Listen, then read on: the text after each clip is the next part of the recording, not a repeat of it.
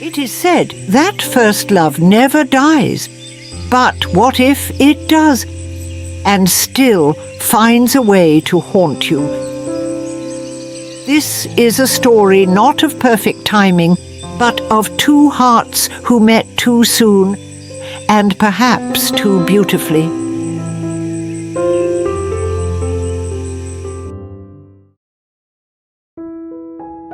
In the glittering heart of Regency London, where love was a transaction and glances held weight, there lived a girl. Her name was Evelyn Hawthorne, not quite the diamond of the season, but bright, sharp, curious, too alive for the gilded cages of the ton.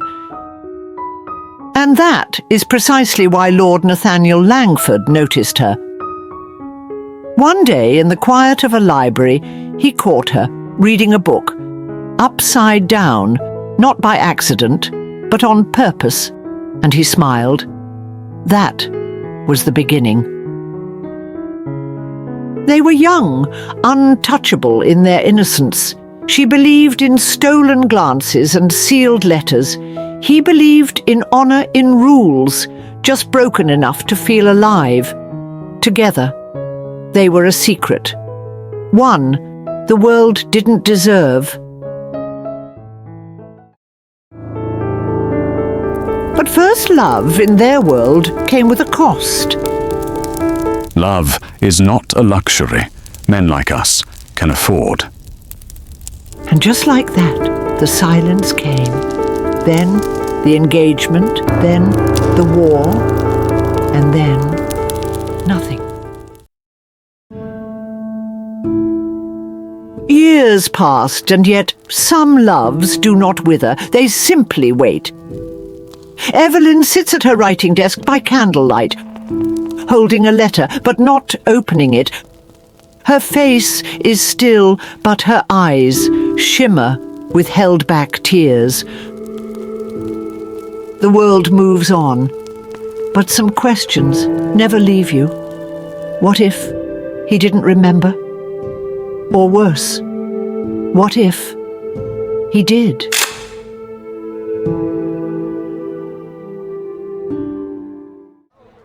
It was at the Langford Winter Gala that they met again. Evelyn.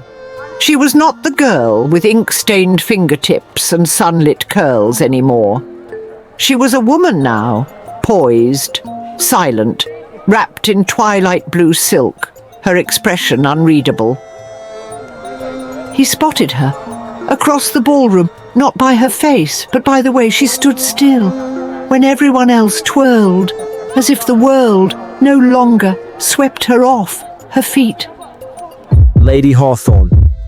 Lord Langford. Polite, practiced, cold.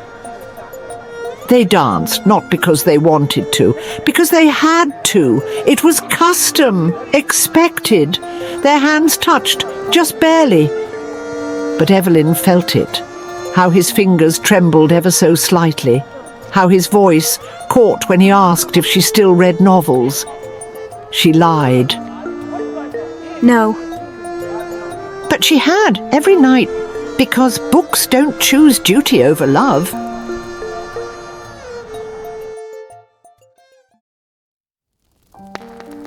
That night, Evelyn went home and tried not to cry, but the heart does not forget.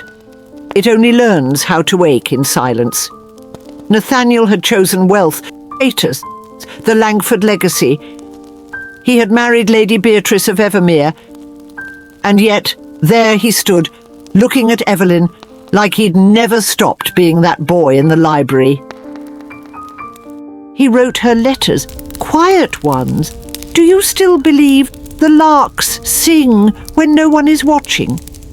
She wrote back, maybe they sing to the moon, not for us.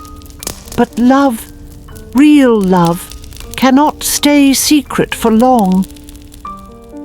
Lady Beatrice discovered the letters.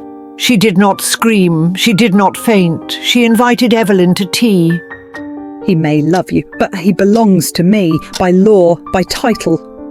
Evelyn said nothing, because love, without a future, is breath in the snow, real, visible, gone too fast. And what transpired that day was not a scene of chaos, but of cold warfare.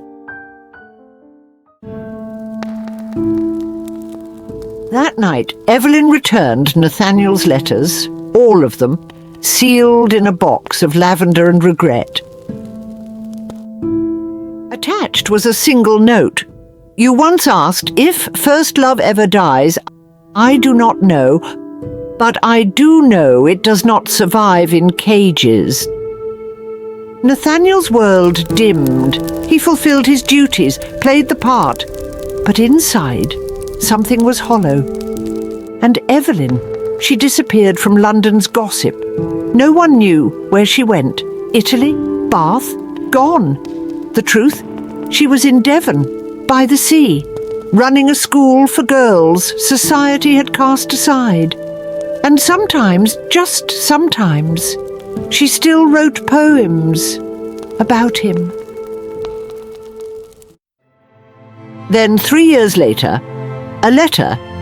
It was sealed with the Langford crest, but the handwriting, it was Nathaniel's. My father is dead. Beatrice has gone to Paris. We have agreed to separate quietly. There is no more title to protect. No legacy. Only this. I have never stopped loving you.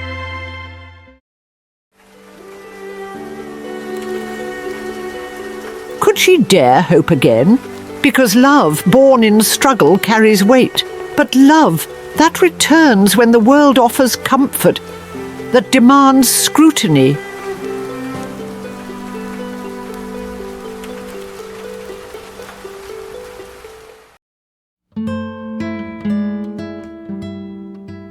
She met him at their old bookshop, not to rekindle, but to see. Had he changed, and had she? Yes, both. He was no longer the boy, and she no longer the girl.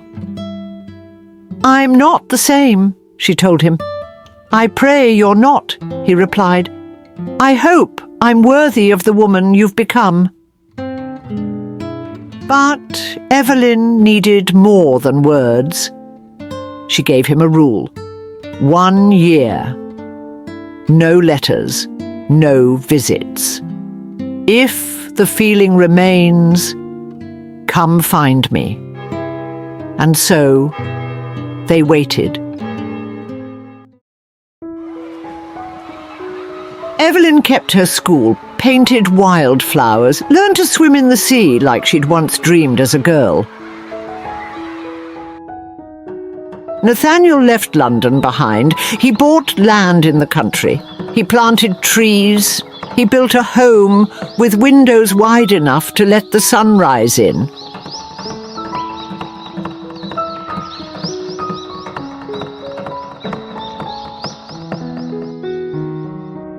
On the final day of that year, he returned.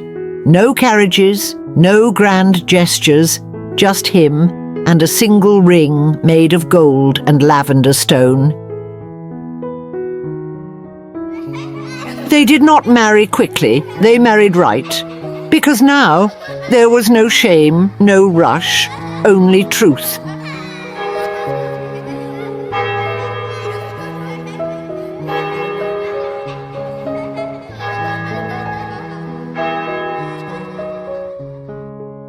Not every first love is meant to last, but it is always meant to teach, to awaken, to shape, to change you. Sometimes it returns, when the soul has grown, and sometimes it does not. But still, it mattered. Love does not always end in marriage. Sometimes it ends in becoming.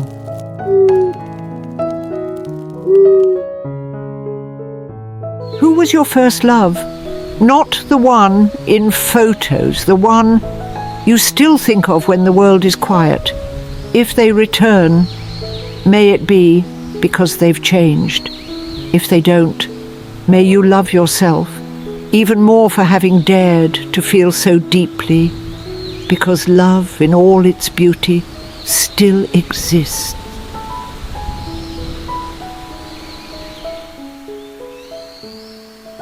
As for Evelyn and Nathaniel, no words, just the peace of having chosen each other at the right time. Either way, your story is still being written. And perhaps, like Evelyn, you'll find that love is not about how fast it comes, but how true it stays, whether it returns to you or not.